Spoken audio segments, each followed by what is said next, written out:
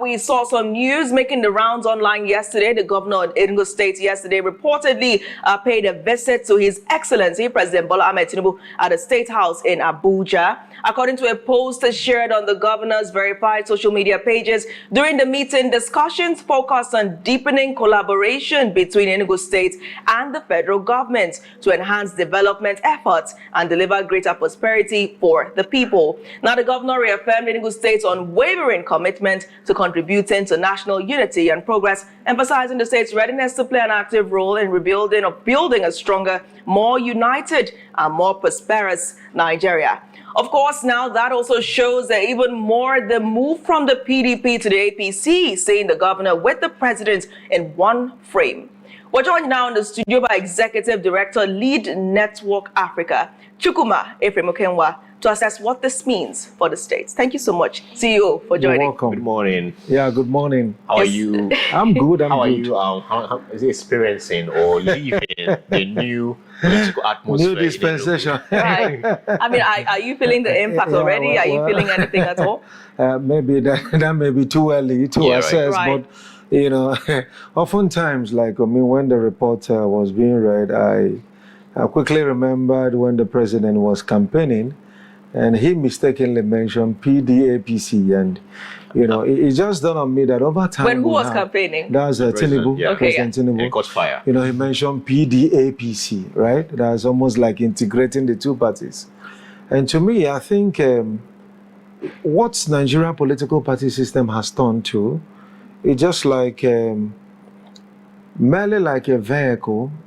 So you're in the same vehicle, or like let's use like an aircraft. And in an aircraft, you have like different sections. There are those in the first class, the business class, and then you have those in economy, right? And sometimes you can have the opportunity maybe to upgrade to like those first class, and that's what exactly happened. And the reason is that we've over time seen like such easy migration, seamless ones, from APC to PDP and PDP to APC, like we saw in the case of, I think it was Obaseki, who his party ticket was being threatened. He was threatened as a governor, APC, and quickly, latched on a PDP ticket, got it, and still won his second term. So what does that tell you? Ideologically, even in terms of having the associates, right? In those political parties, you can confirm that they are all the same. It's just all about, okay, this one is not going to be a deal and strategic. So let's head into this as well. Now, the governor said they focused on strategic conversation, right? State collaboration with the federal government. And some people online are saying things like, tell us the truth. You went to go and submit the ministerial list. Those are the allegations you see coming up in the comments, and they continue to recirculate. Yep. So what do you think came up in the meeting? What do you think actually the meeting means for Enugu, further stamping its place in the All Progressives Congress? Well, of course, if the governor also raised up issue of minister, currently he has the local standing, to have that kind of conversation. As now an APC governor, right? He can have. But beyond that, I think also that, yes, like I did say last time, that one of the first things, and that, everyone that is politically aware understand that the interest of the politician come first, right? So strategic alignment with the center and all of those phrases and clauses are good. But beyond that, it's all about political survival from Mbah. However, you also talk about the possibility of aligning Enugu to the center.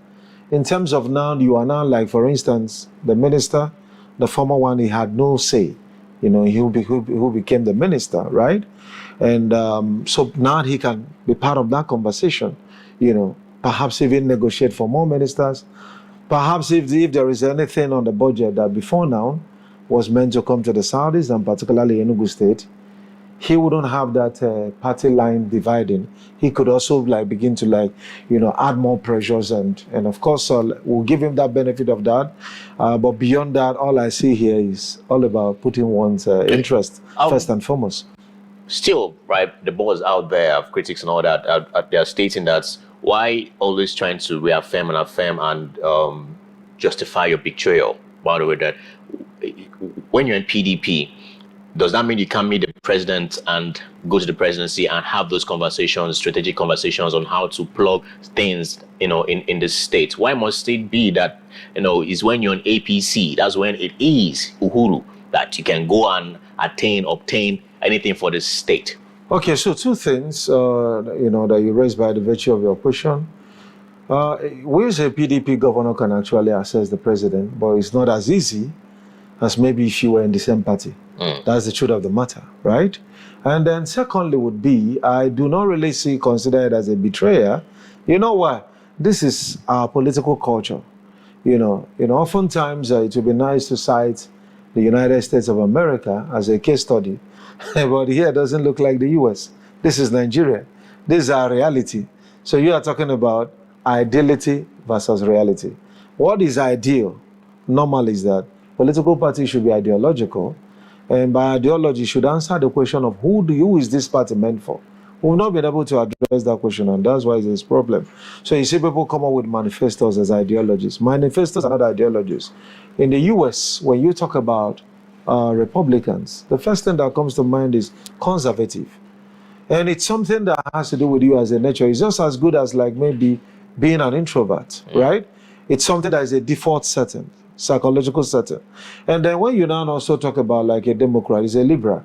And you discover that it kind of dominates the way you look at everything about life. And that's why like when you have a liberal in position, they have open door policy, right? It's more or less like globalization agenda above America first, right? More open borders, more collaboration, more USID doing more and stuff like that. But when you have a Republican, it's like, we are losing American values.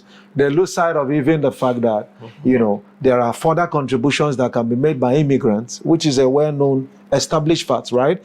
But over time, when you now see like a system like that have been able to address that question, it's natural in the US for power to move from Republican to Democrat and back to Republican. You know why? Because life is all about regulation. So when you have a Democrat come with an open door policy and then people begin to flood in, you need a Republican to clean up the system again, set America on pace, remind America that national interests have to come out. So let's take it back. Let's bring it now, Yes. try to localize it to the southeast and of course to Enugu State. When you saw the photo making the rounds, you saw the photo on screen, how did you feel? What was your reaction? Well, I would say, it means the governor is already making a full proof of his claims that he wants to align further with the center, and get the state on board, to maybe further intensify his efforts in transforming Enugu. And I consider that strategic. Yeah, right? there are some people that would have rather seen the former Minister of Science and Technology there with the president, some of his loyalists, some of his supporters that believe that despite the Enugu State's government debunking involvement in his travel, that he was involved in it. And that's what they write articles and they say that it should be cross-examined and investigated. And they feel like this issue of Naji has nothing to do with accountability and paperwork, but a deliberate attempt to frustrate him and remove him and then, take that position. What's your take? Now you're seeing the photo, that could have been the minister, but you're seeing your state's governor instead. And of course, the speculations that have followed. Now, let me say, over time, what we do here in our politics, when we leave issues and begin to attack persons, the question is that, if is the governor the president, is even the Naji that on his own self resigned? The very fact is that he came to a point of resigning and giving reasons for that. And politics above all, we must understand, it's all about game. And in Nigerian own case, a rough play, like serious rough play. So if you want to play. So even if Mbah played a very critical role, right? Of course, I'm old enough and I've been in this state. I know when it all started and, when some APC stalwarts were referring to the governor as Governor Amuneke and some of those things. And so when you want to play the game like Kenny Rogers said, if you got to play the game, you got to play it right.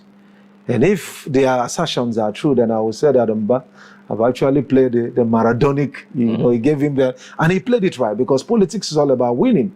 Right? The only thing I think is that if we have umpires, because politicians all across the globe, they want to win at all costs. Where the problem is not in the desperation of the politician, but the credibility of the umpire. It is the umpire that decides how fair the game can be. Because for a politician, like look at maybe like if you hear like American campaigns going on or UK campaigns, it's very, you can link it up with some of the arguments that come up here. People also could say some things like to score cheap political points, but you can be sure that the umpire will ensure that you have a very fair atmosphere that will ensure that the best emerge. Was or is Dr. Peter Mbah that popular? Yeah, of course, by the virtue of what he began to do. So I would say that Mbah's political climate has been like that of, like 2-in-1, right? So wheels advancing the state in terms of infrastructure. There is a clear negligence on the welfare of the people. And I think he can do better in that regard. Because all I've just seen is just a political statement of, okay, we're going to set up a committee to review taxation. Whether he's maybe the one overseeing all of it, or some persons, which is also very possible, are taking advantage of the fact that, the administration is driven largely by taxes and also going out there to take advantage of that. It's now what maybe the committee will review, but I think the governor needs to look into that, right? When he mentioned about growing the state economy from $4.4 billion to $30 billion, nobody is thinking of maybe you want to collect the monies and the money in the pocket of the people. What we think would be is create the enabling environment, let more businesses thrive. When you have like some businesses not surviving the harsh economic climate, and then it's all about, I want to transform the state, then you need to create like that balance, right? So I commend, but I'll always be proud that he made Enugu proud. When I travel out, whether within the country, right, some parts of Nigeria, and out of the country, I'm happy to talk about Enugu State, right? Because of some things that are coming up. But I think the governor must also be able to gauge, the feel of the people, right? Yeah, most average persons in Enugu feels that, we are getting a power, right? I mean, and it's not something that maybe Mbah will just have to rely only on a political juggernaut surrounding him. If you go out there, politics is very simple to assess your performance when it comes to welfare. It is the people we are talking about, not the political office holders that you are paying around you. Go out there and ask them, is your life better off than it was when I took over? So the response we are going to get is, we are happy for the MBA conference, we are happy for all the roads infrastructure. We see that, we see the buses. So let's look at the interview that just played on Enugu Kwenu yesterday. Okay. We had an interview with the acting state chairman, PDP Enugu State, Barrister Steve Oruro. And I asked him pointedly, does PDP Enugu feel betrayed? And he said the PDP Enugu does not feel betrayed. Why should they? In fact, they see it as a personal decision made by the governor, though unfortunate, but they are focusing more on rebuilding the party and its influence in the state. How did you gauge the reaction of Barrister Oruro during that? Was that a political statement? It's very much political, and even though he's my elder brother, I'm not going to spare him because I honestly, I don't like playing politics with the truth. But permit me to say, and it's like I'm saying that emphatically. As long as I'm concerned, if PDP still exists, please mark my word, if PDP still exists, it might just only be a branch of APC at the moment in the state. Now, why do I say so? Rather than making some of these comments and of course we are in charge and stuff like, I mean, where was Barrister Sif, right? When the governor took all of the structures, including the ward structure at the ward level, converting them into APC, where was the chairman of the party? I mean, the governor didn't just live with political office holders. You are talking about if you're Ward 1 PDP chairman, automatically you become APC ward chairman. So where was the you understand? Just coming maybe because he has a platform now to talk and then stuff like that. It's just a man. Are you saying that somehow, somewhat, somewhere, that a Dr. Peter Mbah is still controlling the PDP because he had to leave some people there? Well, what I can tell you, because from this comment, that is coming from Barrister Stephen Oruro, right? I probably, so if he didn't come to Afia TV, he wouldn't have reacted or responded. Now, allowing, so what I'm trying to say in essence is allowing the governor, just by virtue of migrating, to take also all of the party structure means you had no structure, means you were not in charge, means you were not really in position. So what I'm just trying to say is that For anyone that wants to run in PDP, whatever thing that made Mbah to run away from the party, whether it's a national challenge, and of course with the state now, anybody that wants to run in PDP, you must really check your wares. Yes, you're looking at oversight as a factor here. And of course, we know that Barrister Steve Oruro was the deputy chairman of the party. Right? Now the state chairman has defected, or not defected, rather, he has resigned. But last I saw him was in regalia. But there's no confirmation. So let me say it explicitly. There is no confirmation. There is no official statement. There is no official statement that how would you wear infinity? Doctor, there is no confirmation, Oji. Ask a question, please. What's confirmation when you're wearing the regalia? There is all we know, and all we would say on this program is that Dr. Martin Chukwuma, the former state chairman of the PDP, resigned. Whether he has defected to APC, we don't know. Was allegedly found my question now. Go ahead. The regalia. Why Please go ahead. You like how I said it's a political conversation. Okay, APC regalia and the infinity regalia. Okay. Okay. So so we saw that, and you are saying that where was Barrister Oruro when the governor was taking the structure and all of that? But could he have done anything? Could Barrister Steve Oruro have done anything to stop the governor from doing it? I mean, he was the PDP leader in the state. Let me say something which is very important, and I want us to understand this. When we say in politics that party is supreme, you know what that means? Being the leader of the party and being the chairman of the party are two entirely different things. It's just like in some nations where you have the president, right? And you have the prime minister. And you know in such nations, it is the prime minister that is in charge. The role of the president is ceremonial. So it's an honor when you say leader of the party. But that is not to say now that when it comes to like who gets what within the political party, that Mbah should actually be the one deciding, or whoever is the president when it comes to APC. It's just that in Nigeria we play the big man politics. Otherwise, a chairman, whether at the state or the national, if the chairman has fostered internal democracy, then that internal democracy should be able to speak for itself. And the reason why we don't even see a position of any sort is that in Nigeria, like now, even under the APC now, perhaps come 2027, Mbah will come with a list. The Senate, those that will go to this, those that will go. There's nothing like, okay, you aspire, right? Run for primaries proper, and you're allowed to emerge. That is poor internal democracy. Mr. CEO, yes. Are you gaslighting Barrister Oruro? I mean, you're saying some things that are... So what you're saying... Let me paint a picture. I know you mentioned it. I know. So let me make my point, okay? So you're saying that what you're saying essentially is you sat down, you allowed the governor to live with the structure, and you're saying that PDP is not dead. In fact, PDP is just a chapter of the APC. That's what you're saying. Yeah, you heard me clearly. You heard me clearly. And like what I'm trying to say in essence is, what I'm trying to say is that if Oruro was in charge, it's okay if Mbah wants to decamp to APC. It's okay if you want to take all of the political appointees, right, and office holders, but it's completely out of place to also take the structure, right? It shows that the chairman... Let's clear the air. Let's clear the air. Just a second. Yes. Barrister Oruro was not the chairman. He was a deputy chairman. There was a state chairman in Dr. Martin Chukwuma, who was last seen in APC regalia.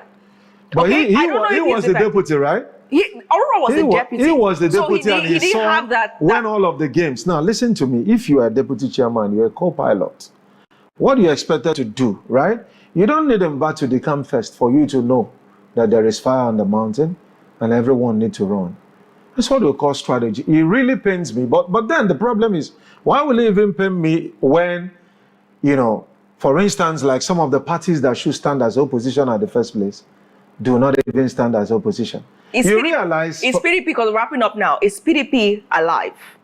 In Enugu? Yes. Well, I think, well, what I would say is that at the moment, PDP will need to prove to us that they are alive and existent. But at the moment, right? And let them start with not just giving such kind of statements that we are still here.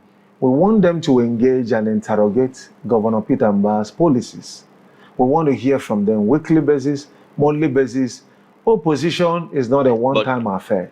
It's an everyday affair. That's a good point. But with this assertion from Steve Ororoa, right? Are you saying that, well, you know politics, how they plant moles in political parties, by the way? Are you stating that your elder brother, Mr. Steve Ororoa, is the mole planted in the PDP now? Well, what I would say is that perhaps time will tell, but what I could say, whatever thing make people live in PDP really calls for like a serious, and let me tell you the simple truth. I doubt if there is any serious politician that is ready to either run for presidency or run for governorship, not an extension of the APC agenda. You want to independently poster resistance with a Wike, who is both a PDP APC minister. You can imagine that. Why? So when I made those assertions that these two parties are so interconnected, they are cement twins, PDP and APC, that cannot be separated, even by the best surgeon, right? You know, even if we get the best surgeon. Okay, I mean, we can't end this all. Like I said, if you want more on this conversation, go straight to Enugu and watch the interview there. It's right there on Afia News. Go and watch what the future of PDP Enugu State is. Heard from the chairman, the deputy chairman, now, of course, acting chairman, acting chairman of the party, Barrister Ororo, has to say about the future of the party. Mr. CEO, thank you. You're welcome. Thank you very much for coming around. You're welcome. The Morning Show continues in just a few minutes, and when we come back, we'll be joining in the commemoration of Breast Cancer Awareness Month. And of course, shedding insights on how you can know if you're suffering or if you could suffer from it and the ways to tackle it. Don't go anywhere.